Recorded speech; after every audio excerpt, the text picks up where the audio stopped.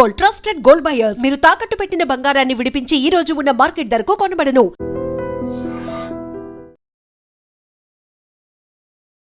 Welcome to iDream news. This is Pavan. Breaking news చూస్తున్నారు. రాత్రి తెలంగాణలో బీభత్సమైన వర్షం కురిసింది. అదేవిధంగా హైదరాబాద్ లో కూడా పలు చోట్ల అయితే వర్షం, ఒక మోస్తారు వర్షం అయితే నమోదైనట్టు తెలుస్తోంది. అమీర్పేట్, ముసాపేట్, కుకట్పల్లి ఈ ఏరియాల్లో అయితే వర్షం ఎక్కువగా కురిసిందని తెలుస్తుంది. అదేవిధంగా మాదాపూర్, జూబ్లీ హిల్ సైడ్ కూడా వాన తన బీభత్సాన్ని సృష్టిందని చెప్పుకోవచ్చు.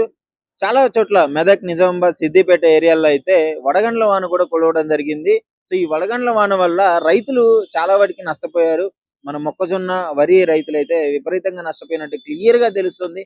ఈ టైంలో వానలు పడే అవకాశం పంట చేతికి వచ్చే టైంలో కాబట్టి ఈ విధమైన వర్షాల వల్ల, వడగండ్ల వల్ల విపరీతంగా పంట నష్టం అయితే చేకూరే అవకాశం ఉంది. రైతులు దీనికి తగిన జాగ్రత్తలు అయితే తీసుకోవాల్సిందిగా కోరుతున్నారు. వాతావరణ శాఖ చెప్పడం ఏంటి అంటే మరో 4 రోజుల వరకు కూడా ఈ వర్షం నమోదయ్యే పరిస్థితులు ఉన్నాయని చేస్తున్నారు.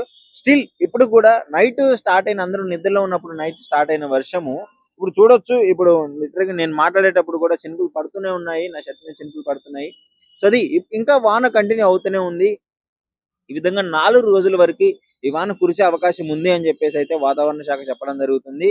పలు చోట్ల పిడుగుల కారణంగా ట్రాన్స్ఫార్మర్లను కూడా కాలిపోయిన పరిస్థితి నెలకొనింది. సో అది ఎండాకాలం స్టార్టింగ్ లో కాబట్టి ఇలాంటి వానలు ఎవ్రీ ఇయర్, ఇది వడగండ్ల వాన ఇవన్నీ కామన్ వస్తూనే ఉంటాయి. ఈ టైంలో ఎక్కువగా పంట, ముఖ్యంగా ఈ బయట ఈ పరిస్థితులు ఎలా ఉన్నా గానీ ఈ ట్రాన్స్ఫార్మర్లు పిడుగుల వల్ల కాలిపోవడం వీటివన్నీ పక్కన పెడితే ముఖ్యంగా రైతులు భారీ స్థాయిలో నష్టపోయే పరిస్థితి.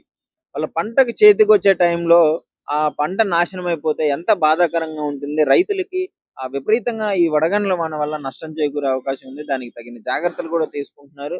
సో వడగండ్ల వాన వల్ల నాశనమైన పంటని తీసుకొని బాక్సుల్లోకి ఎత్తుకొని వాళ్ళు తీసుకుపోయే పరిస్థితి కూడా నెలకొనింది. సో ఈ టైంలో ఈ వాన ముఖ్యంగా ఏ ఏరియాలో ఎక్కువగా ఉందంటే నిజామాబాద్, మెదక్, మహబూబ్ నగర్ ఇట్లాంటి ఏరియాల్లో అయితే వాన ఎక్కువగా కురిసే అవకాశం ఉంది. 4 రోజుల పాటు తన బీభత్సాన్ని సృష్టిస్తుంది. హైదరాబాద్ లో ఓ మోస్తరు వర్షం పడుతున్నా గానీ బయట మాత్రం వేరే జిల్లాలలో అయితే భారీగా వర్షపాతం నమోదయ్యే అవకాశం ఉంది. సో ముఖ్యంగా ఈ వడగండ్ల వాన చాలా ప్రమాదకరం.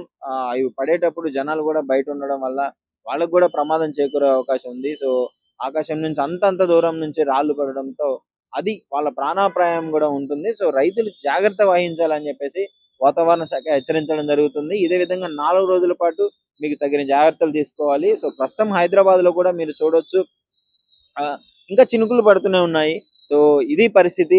సో దీనికి సంబంధించి ఇంకా మరి వాతావరణ శాఖ ఇంకేం చెప్పబోతుంది, ఏంటి కారణం ఏంటి అని చెప్పేసి ఇంకా వివరాలు తెలియాల్సి ఉంది.